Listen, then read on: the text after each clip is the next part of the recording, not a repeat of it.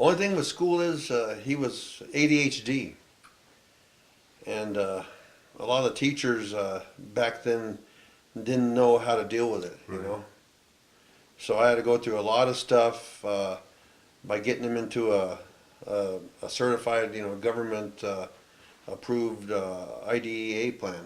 You know, that was for kids with disabilities, and we had to classify it as a disability so he gets special help and special consideration. Instead of just, oh, he's a bad kid. Just throw him in the corner and we'll just forget about him.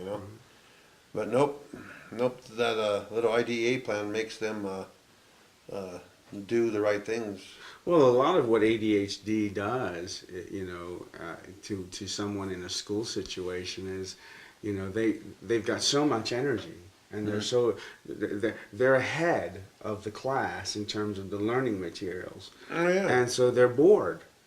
And being bored, they start fidgeting and doing things, and they're considered troublemakers. And the other thing is, oftentimes grades suffer not because they don't understand the stuff, but because they're not doing all the, they've already moved on to try and learn on their own more, or get something else out of it. And it's that, they don't spend the time doing the little minutia of memorization, which so many tests are about, and they won't, and so it's often mislabeled, a disorder. I think it's more of a social disorder than just a personal disorder. Right. And right. it's how learning society to how to tap into what someone who is considered having HD actually has as their on the plus side, as well as trying to help them learn how, when they're dealing with that 9 to 5 closed, very structured world, how to try and cope as best you can. Exactly. And then school wise he was all right. He graduated on time and everything. He didn't graduate from a conventional high school and go to a prom or nothing like that. He kind of grew up fast. But while he was growing up, he played Little League. He was a Little League All-Star for 2 years, and he played YFL football, and so he did all that. Yeah. And like I said, he graduated high school on time, and I was proud of him, for that, because he had his issues in high school and stuff with teachers and other kids and everything, but he made it through. Right. And you said you had to you did all you could to transfer him to a better school. Right. To always transfer him to the schools that could deal with him, or that he could deal with. Right. So it was a fine line, because he could sense when teachers didn't like him or didn't want him around. Mm-hmm.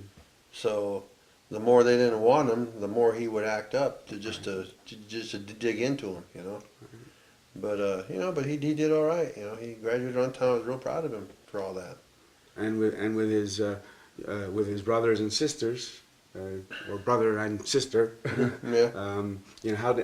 what were they like together as a group?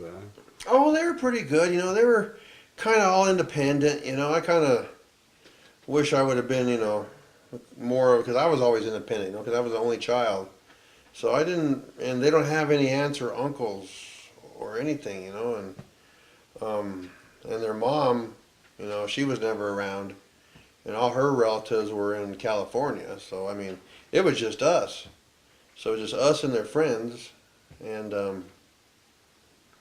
it was kind of hard, keeping us all together at once, because we never, like, I look back and we never ate at the dinner table together too much, Mm-hmm. because we were always had different schedules, or Alan was living somewhere else, or it depends if I cooked or not, or they had to cook for themselves. So that was kind of hard when I look back, but there wasn't too much I could do about it, because we all have to, all had to work to keep these kids, going. And you mentioned when he was living somewhere else in his later teens, in order to get him into a better school, you had him move to. His Aunt Mary's house. Yeah, it's not really his Aunt Mary, but he was in his heart. It was Aunt Mary. Right. So I had to pay for his room and board over there. Just because That's the way it is, you know. I can't expect her to pick up the whole load, you know. Right. That's a lot. That's a lot. To Yeah, handle. yeah, yeah. So I do that, you know, and he would do okay.